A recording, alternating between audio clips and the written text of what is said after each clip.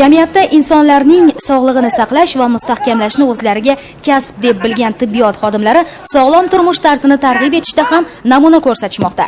Bunga mini futbol bo'yicha muntazam ravishda o'tkazib kelinayotgan Nobel Cup turniri orqali guvoh bo'lishimiz mumkin. 2007-yildan buyon o'tkazib kelinayotgan musobaqada yil sayin ishtirokchilar soni va mahorati oshib bormoqda.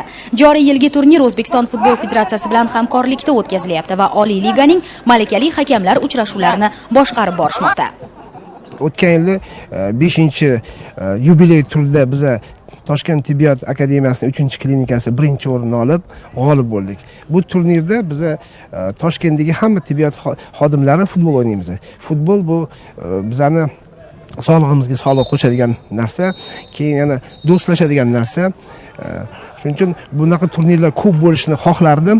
Asosiy maqsadimiz shifokorlar o'rtasida sog'lom turmush tarzini targ'ib etish, shifokorlarni do'stlashtirish, mana musobaqaga kelib bir-biri bilan o'zaro muloqotda bo'ladi, tanishishadi va o'ylaymanki, yildan yilga ishtirokchilarimiz soni ham oshib boradi va musobaqamizga qiziqish tobora ortib boradi deb o'ylayman.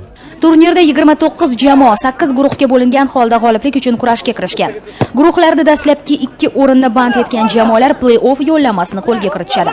Albatta, bu kabi musobaqalarda natija asosiy omil hisoblanmaydi. Qatnashchilar turnir orqali madaniy hordiq chiqarish, ruhiy va jismoniy holatlarini mustahkamlashni maqsad qilishgan. Shunga qaramay, o'yinlar ancha qiziqarli va murosasiz kechyapti. Musobaqaning hal qiluvchi final o'yini 22 aprel sanasiga belgilangan.